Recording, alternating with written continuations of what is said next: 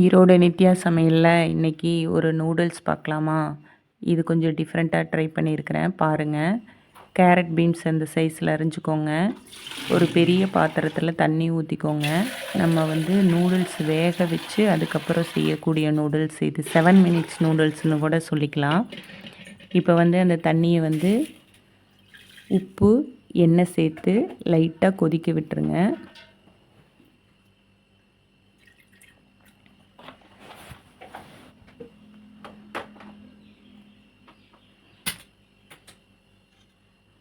அடுப்பை பற்ற வச்சுருங்க. அது சூடாகட்டும். இன்னொரு பாத்திரத்தில் கேரட்டு பீன்ஸ் போட்டு வேக வைக்கலாம். கொஞ்சம் நீல வாக்கில் அரிஞ்சிருக்கிறேன் நான் கேரட்டு பீன்ஸுமே. நான் காட்டுற மாதிரி அரிஞ்சுக்கோங்க. இதையும் உப்பு போட்டு வேக வச்சுருங்க. நான் இன்றைக்கி எடுத்துருக்கிற நூடுல்ஸ் பார்த்திங்கன்னா சூர்யா நூடுல்ஸ்னு. இது சூப்பர் மார்க்கெட்லாம் கிடைக்கிது. இது நம்ம வேக வச்சு தாளிக்கிறதுனால உங்களுக்கு டைஜஷன் நல்லா ஆகிடும். இதில் 3 பேக்கெட் இருக்குது. ஒரே பேக்கெட்டில் 3 சின்ன பேக்கெட் இருக்குது மசாலா. நான் 4 பேர்த்துக்கு செய்கிறதுனால 3 பேக்கெட் எடுத்துருக்கிறேன். நீங்கள் எத்தனை பேர்த்துக்கு செய்கிறீங்களோ அதுக்கு தகுந்த மாதிரி நீங்கள் பேக்கெட் எடுத்துக்கோங்க.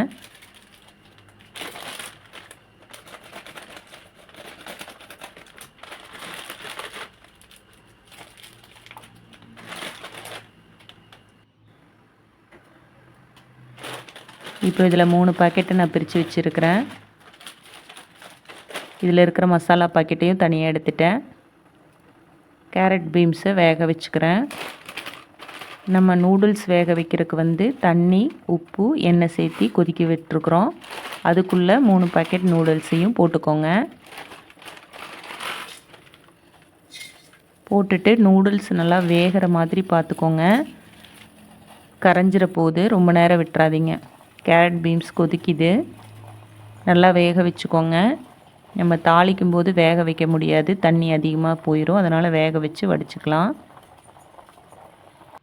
அந்த மசாலா பாக்கெட்டை நான் தனியாக கொட்டி வச்சிட்டேன்.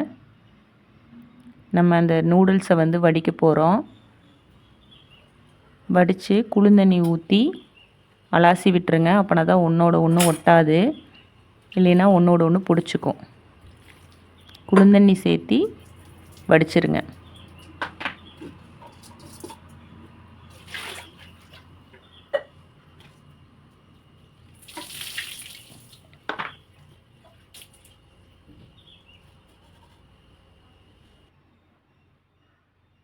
இப்போ நம்ம தாளிப்புக்கு பெரிய வெங்காயம், குடமிளகாயும் கட் பண்ணி வச்சுருக்கிறேன். அந்த பாக்கெட் மசாலாவை கொட்டி வச்சுருக்கிறேன்.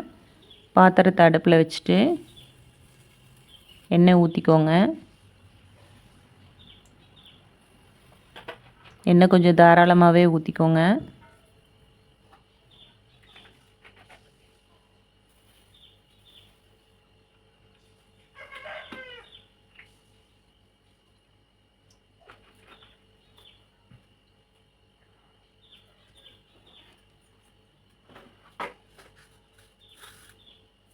கடுகு போட்டுக்கோங்க. கடுகு பொரிய விட்டுட்டு பெருவெங்காயம் போட்டு நல்லா வணக்கி விட்டுருங்க.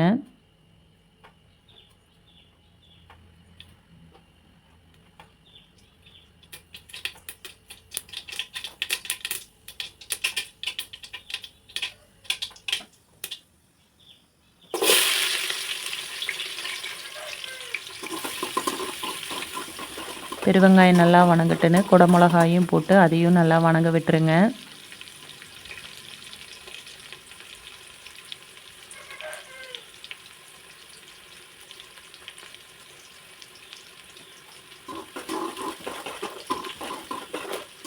பெருவெங்காயம் நல்லா பிரிஞ்சு வந்துடணும் தனித்தனியாக.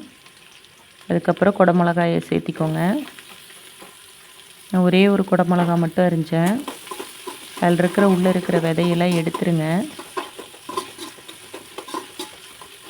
நல்லா வணங்க விட்ருங்க குடமிளகாயை.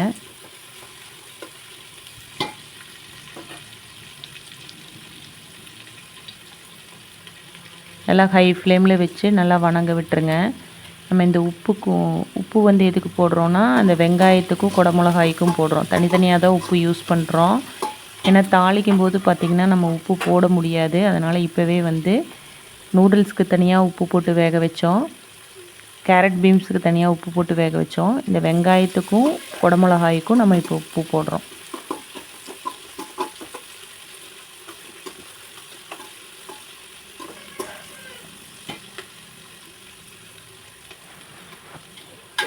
காய் சேர்த்திக்கோங்க.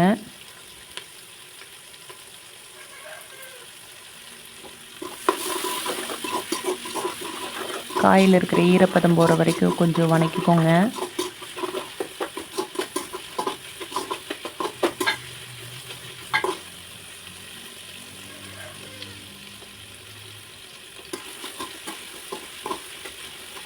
அந்த பாக்கெட்டில் கொட்டி வச்சோம் இல்லையா, அந்த மசாலாவை கொட்டிக்கோங்க. சிம்மில் வச்சுக்கோங்க மசாலா கொட்டும்போது.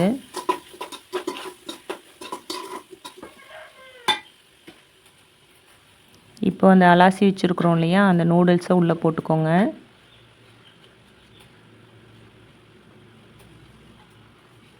அவ்வளோதாங்க, கிளறி விட்டிங்கன்னா நூடுல்ஸ் ரெடி. இது டேஸ்ட்டு நல்லாயிருக்கும். செஞ்சு பாருங்கள். செஞ்சு பார்த்துட்டு கமெண்ட் பண்ணுங்கள்.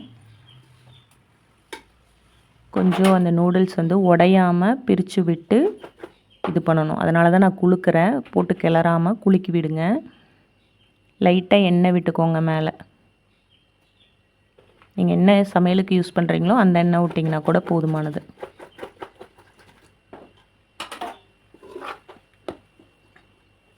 சிம்மில் வச்சுக்கோங்க. அந்த ஒயிட்டாக இருக்கிறதெல்லாம் நல்லா பிரித்து விட்டுட்டு நல்லா மசாலா கலக்கிற மாதிரி பண்ணிவிட்டு க்ளோஸ் பண்ணி வச்சுருங்க. செமையாக இருக்கும். செஞ்சு பார்த்துட்டு கமெண்ட் பண்ணுங்கள்.